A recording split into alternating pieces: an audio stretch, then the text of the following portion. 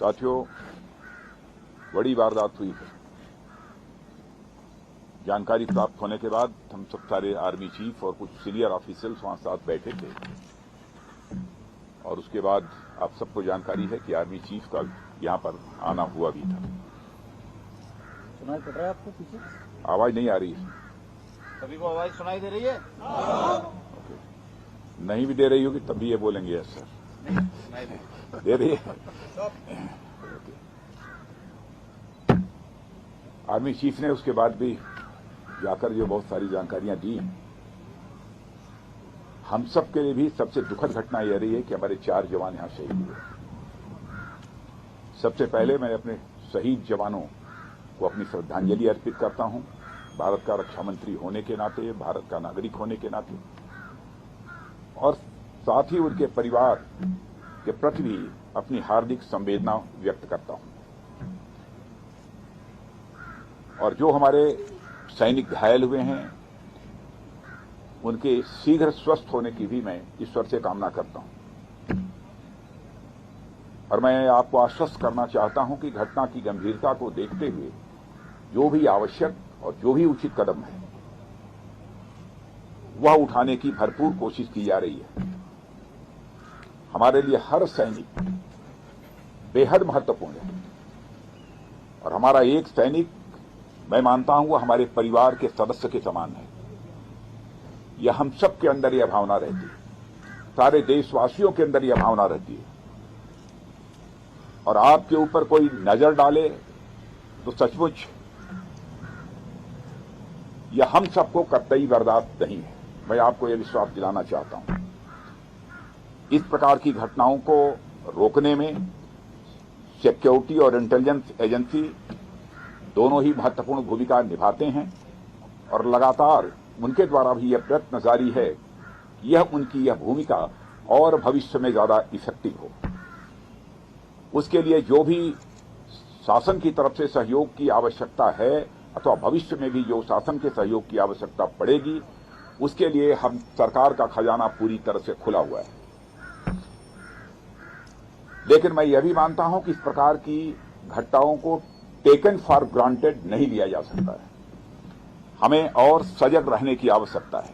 मैं जानता हूं आप सब सजग रहते हैं, लेकिन मैं मानता हूं कि और अधिक सजग रहने की आवश्यकता है। और जिस तरीके से आप सब काम कर रहे हैं उसके प्रति मैं ये कहना चाहूंगा, सभी के प्रति हम सबका एक कृतज्ञता का भाव है।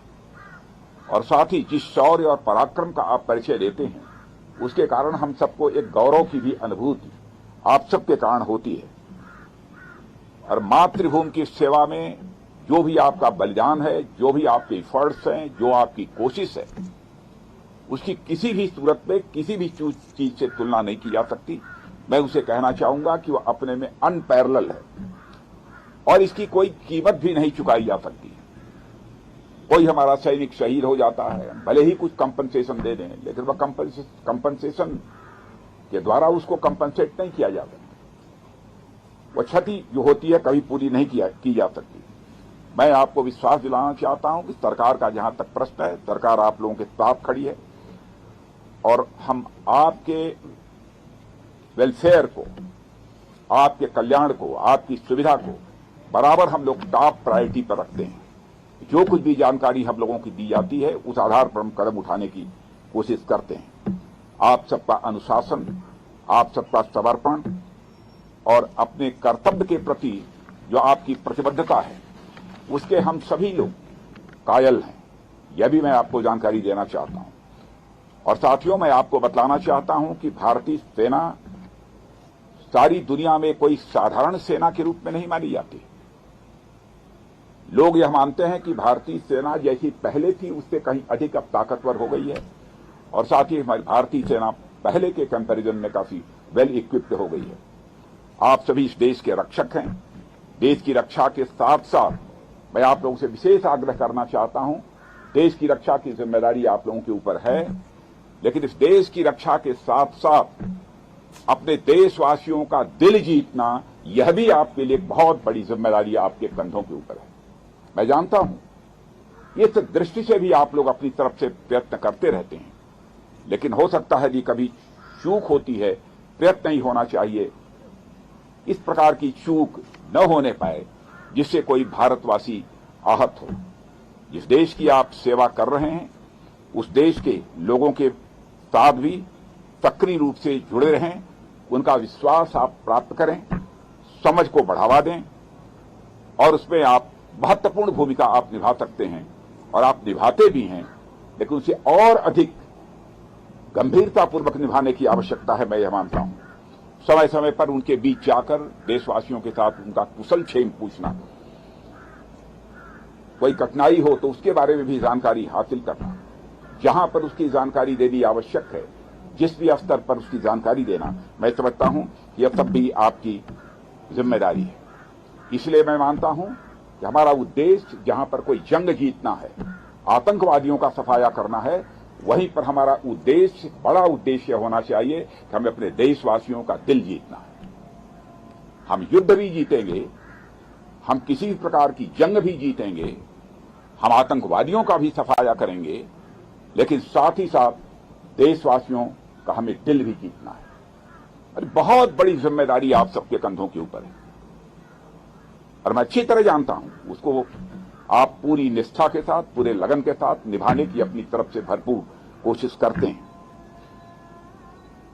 आप साहस, सम्मान और उन मूल्यों के प्रति अटूट प्रतिबद्धता के साथ सेवा करना जारी रखें और मैं पुनः आपको विश्वास दिलाना चाहता हूं, राष्ट्र आपका पूरा कृतज्ञ है।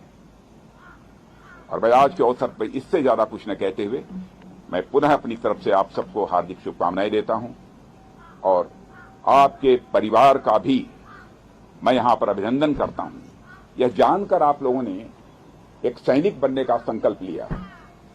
किसी भी प्रकार का जोखिम आ सकता है, सैनिक के रूप में अपनी भूमिका निभाते हुए हमारी जान भी जा सकती है, कुछ भी हो सकता है। फिर भी यदि जोखिम उठाया है तो ये कोई छोटी बात नहीं है, आपके जीवन का एक बहुत बड़ा संकल्प रहा होगा, तब आपने सेना में भर्ती होने का फैसला किया है। आप सबकी यह सोच और जो आप कुछ कर रहे हैं वह कृत्य, मैं देश का रक्षा मंत्री होने के नाते कहना चाहूंगा, वह अभिनंदनीय है। जनता का किस प्रकार का भाव आपके प्रति रहता है यह मुझे बतलाने की आवश्यकता नहीं है। आप भी गांव में जाते होंगे तो आपको एहसास होता होगा।